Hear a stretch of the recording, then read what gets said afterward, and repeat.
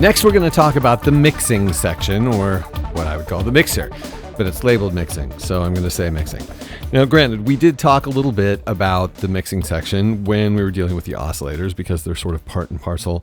But so there might be some overlap in what I talk about. But hey, if you're here to figure out specifically something about the mixing, you don't want me to say, hey, go back to Oscillator 2 video where I briefly mentioned this thing that you're looking for. Okay, I don't know. Anyway, so let's begin.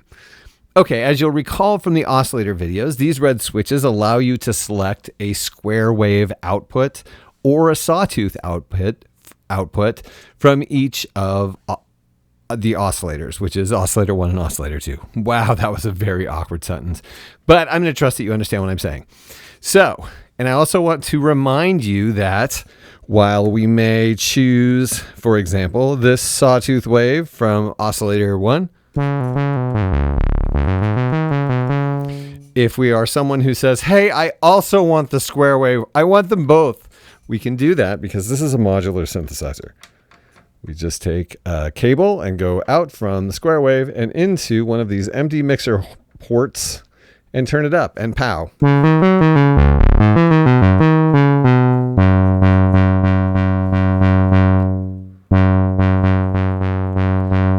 So you have a wave shape that is a combination of those two perfectly tuned outputs from oscillator 1.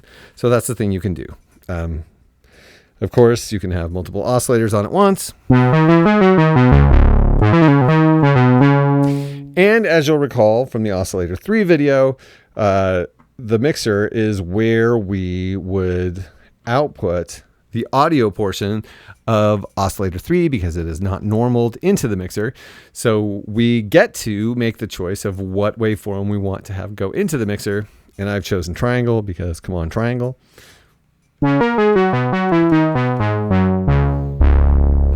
And of course, while we're using the mixer, we can always do things like tune this to a chord because we have 3 oscillators.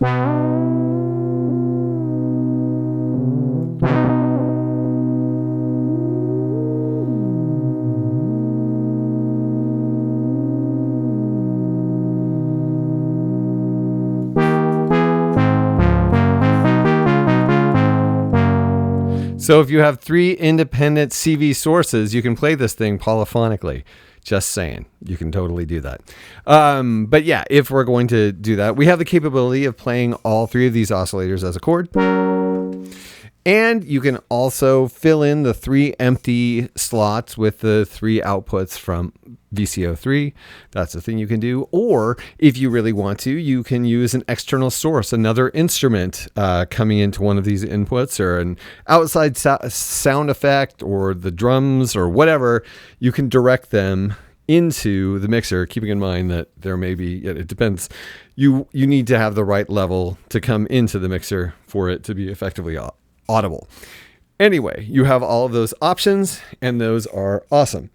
Now, let us talk about noise. Okay, so we have these 2 switches down here. The switch mark noise is kind of a novel architecture, but what we have here is a situation where this is actually the volume control. In the middle position, noise is off. But if we switch it to the upper position, it's marked high, and that's the highest level of noise you can get. It's going through the filter, so there's your noise. If that is too loud, you have a low option, which sounds like this. So you can add a little bit of noise or a lot of noise. It is just kind of a shortcut feature, allowing you to make simple choices about how much noise without adding another pot and a jack. So that's what's going on with noise. And we also have over here on the right, the sub bass. Let's listen to the sub bass. I'm going to put it in the high position.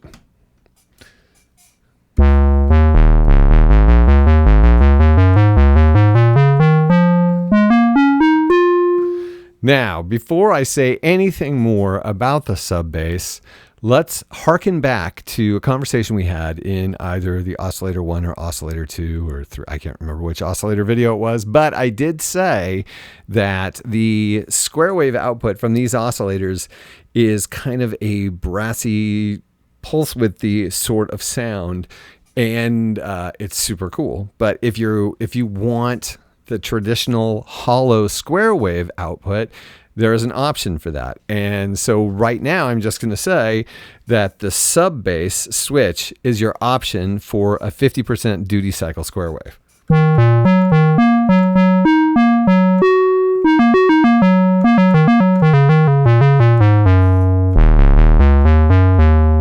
Okay, now having said that, we also have the low position, which is slightly quieter. Obviously more relevant if you're using the sub bass as a sub bass and not as the source of your 50% duty cycle. But we're going to talk about that right now. Okay, where does the sub bass come from? Well, I'll tell you. The sub bass is a division off of oscillator 3, which is to say the output of oscillator 3 is divided in half to generate a frequency an octave lower. So the sub bass is an octave lower than whatever VCO3 is set to. Let us demonstrate this. Okay. I'll put a sawtooth output so we have some variance in the two. And so we should be able to hear this. Okay, I'm going to bring out VCO3 so you can hear the sub bass. Bring it back in. And if you listen, as I change the frequency of VCO3, they are linked. I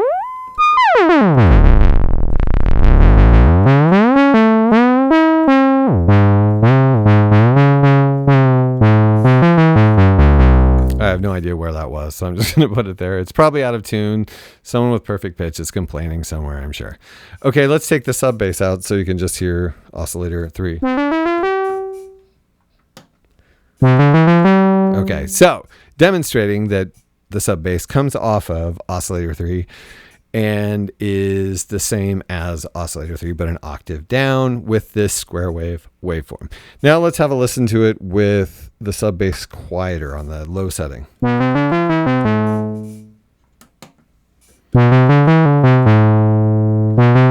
So you can hear the difference there. It makes quite a difference.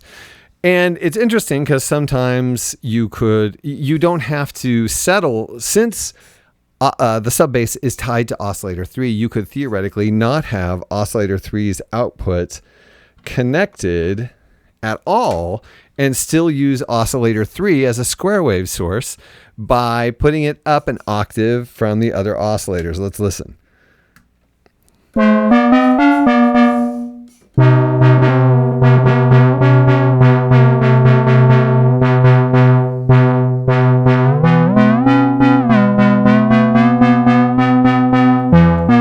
Something's still kind of basic. Oh,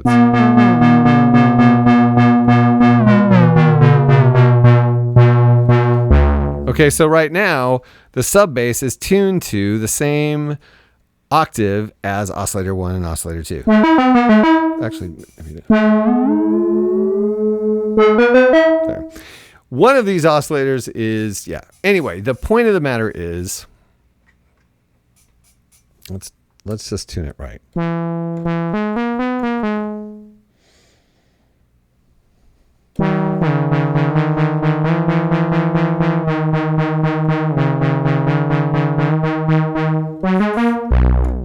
Okay, so now I'm turning on the sub bass, which is oscillator 3, and it's an octave up.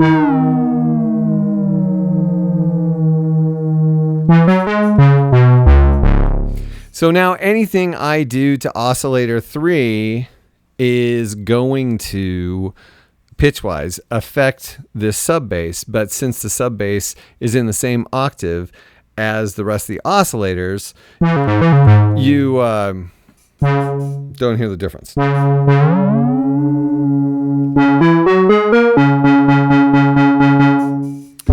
Something is still low. Anyway, the point of the matter is you can use, in a way, oscillator 3 is normaled to the mixer through the sub bass as a square wave. So if you don't want to do a patch chord and you're happy sacrificing the octave lower aspect of the sub bass sub oscillator, you can do that if you want to. So there are a lot of options with this mixer. It seems simple, but yeah, you can do a lot with it. All right.